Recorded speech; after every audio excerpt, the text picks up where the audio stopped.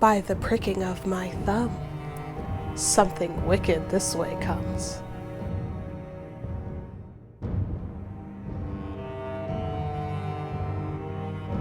Hello fellow scholars, welcome back to the Ripe Good Scholar YouTube channel. My name is Sarah. Today we're going to start working through one of Shakespeare's most famous and darkest plays, Macbeth. There's a lot to experience with Macbeth, so as always I think it's best to start with a brief introduction. That way you can have a basic understanding of what is going on and get some fun historical context to throw out at your next party. Because only the coolest people have fun history facts prepared for any party. Alright, so let's get started with the characters. First, there's Macbeth, obviously. He's married to, wait for it, Lady Macbeth. Macbeth is good friends with Banquo, whose son is Fleance. Duncan is king, at least at the start of the play. Duncan's sons are Malcolm and Donalbain. It's honestly okay if you forget Donalbain's name, just remember that Duncan has two sons. The last important noble is Macduff. He has a wife and children. Their names are unimportant. Finally, there are three witches known as the Weird Sisters, or originally the Wayward Sisters. They cause all sorts of problems. That is the basic cast. Now, let's get the basics of the plot down. I like to introduce the plot at the start because I find it easier to dive deeper when I'm not trying to figure out the surface level stuff. I have a whole big blog post about it, link down below. Now, the Scottish play begins with King Duncan overthrowing a rebellion. Macbeth and Banquo, following the battle, run into the Weird Sisters. The sisters tell Macbeth that he will be granted the title of Thane of Glamis and eventually king. Banquo is told that he will not be king, but his heirs will be. When Macbeth is immediately greeted by a messenger as the Thane of Glamis, he starts thinking about becoming king. He tells his wife, and she really wants him to become king. She convinces Macbeth to kill King Duncan, and he does. They frame the servants, and Duncan's sons flee for their safety. Macbeth then becomes king. He can't stop worrying about Banquo and his heirs though, so he decides to kill them too. Banquo dies, but Fleance gets away. Banquo decides to haunt Macbeth. Like you would. It turns out Macbeth isn't that great of a king, and the other nobles are keen to get Malcolm back from England, where he's been in exile. Macduff leaves his family behind to get Malcolm, and they're slaughtered. Malcolm decides to return with an English army. Macbeth, in his paranoia, goes to the Weird Sisters for more prophecies. They tell him that he will fall when Birnam Woods marches towards his castle. But he can't be killed by any man who is of woman born. Macbeth's feeling pretty invincible at this point because those prophecies seem impossible. Macbeth is holed up in his castle when he finds out that Lady Macbeth has died, presumably of suicide. Meanwhile, Malcolm's troops hide their numbers by picking up tree branches from Birnam Wood and march toward the castle. Then Macduff corners Macbeth and kills him. You see, Macduff was delivered by cesarean section. And so, Malcolm becomes king. And that's it. That's the basic plot points of Macbeth. The text, of course, is much richer, and the play is full of complex themes about revenge and fate. But that will be a discussion for the end of the series. For now, let's talk about where the story of Macbeth came from. Many will be surprised to learn that Macbeth was a real Scottish king, and the play is heavily listed from a historical text.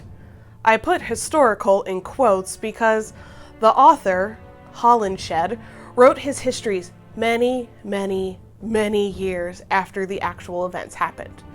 Macbeth reigned from 1040 to 1057, Holinshed's Chronicles was published in 1577.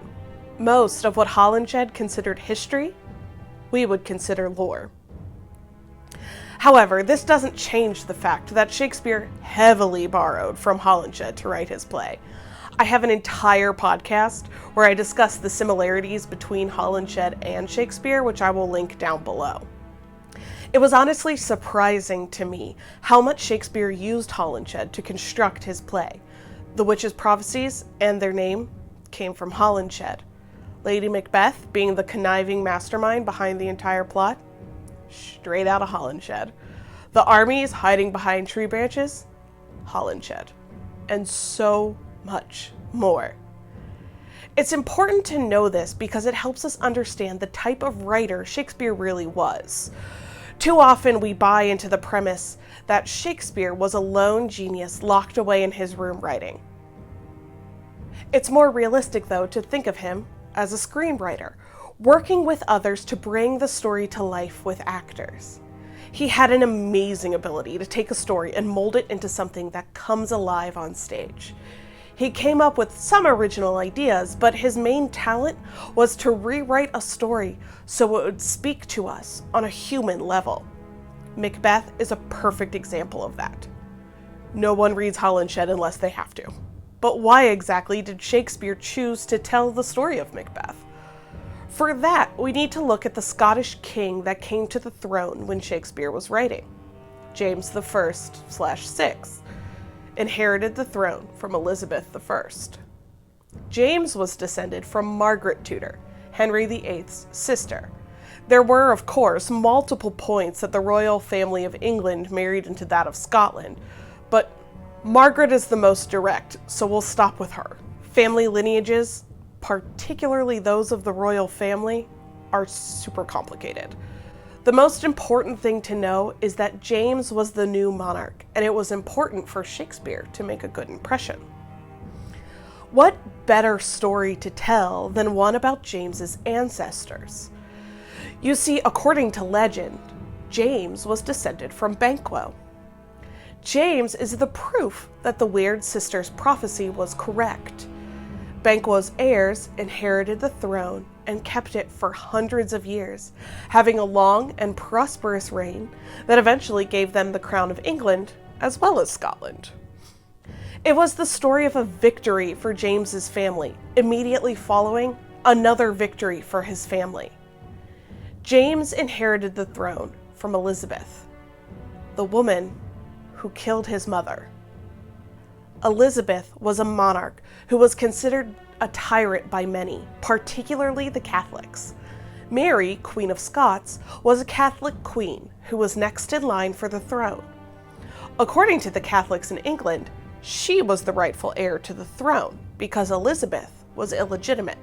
You see, the Pope had never granted Henry VIII his divorce, so he was still married to Catherine of Aragon when he broke from the church and married Anne Boleyn. This marriage was Protestant and so illegitimate in the eyes of the Catholics. If the marriage was illegitimate, so was their child, Elizabeth, meaning that Mary, Queen of Scots, was the rightful heir. This was the argument used by many Catholics to try to depose Elizabeth. Once Elizabeth passed through her childbearing years with no heir, she was reluctant, even fearful, to name an heir. She didn't name James as her heir until she was at death's door. Now, Scotland was also Protestant, so they weren't big fans of the Catholic Mary. Through a series of unfortunate events, Mary was driven out of Scotland and forced to seek sanctuary in England. Elizabeth imprisoned her because she knew Mary would be a magnet for treacherous Catholic plots. That is exactly what happened, and Mary was caught, or possibly framed. Eventually, Elizabeth had Mary executed. This was quite a scandal at the time for a monarch to execute another monarch, particularly a queen. Queens were rare, but Mary's son ended up with the throne in the end. Knowing this history allows us to draw some interesting parallels between Macbeth and Elizabeth. Both were heirless monarchs who were, at the very least, wary of the next in line. That fear drove them to execute the foundation of that line. MacBeth killed Banquo, and Elizabeth killed Mary. Their actions were futile, though. They still died with no heirs, and Banquo/Mary's line lived on. At first, it may seem an odd choice to flatter the new king with a bloody tragedy, but when we dig deeper and see the parallels, it all makes sense. Watching this play would have filled James with a sense of righteousness in his new crown. So, it may not be too surprising that the king himself became the patron of Shakespeare's troupe. They told his story. And with that, we are ready to move on with the play itself. Join us next time as we look at Act 1. That episode will be up 2 weeks from today.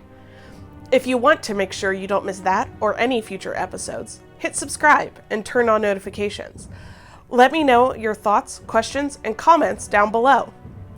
For more Shakespeare fun in the meantime, check out my blog at ripegoodscholar.com, follow me on Facebook, Twitter, and Instagram, links down below, and check out my podcast, Breaking Bard, or watch my previous series on A Midsummer Night's Dream. That's all for today. See you next time, and remember, go wisely and go slowly. Those who rush, stumble, and fall.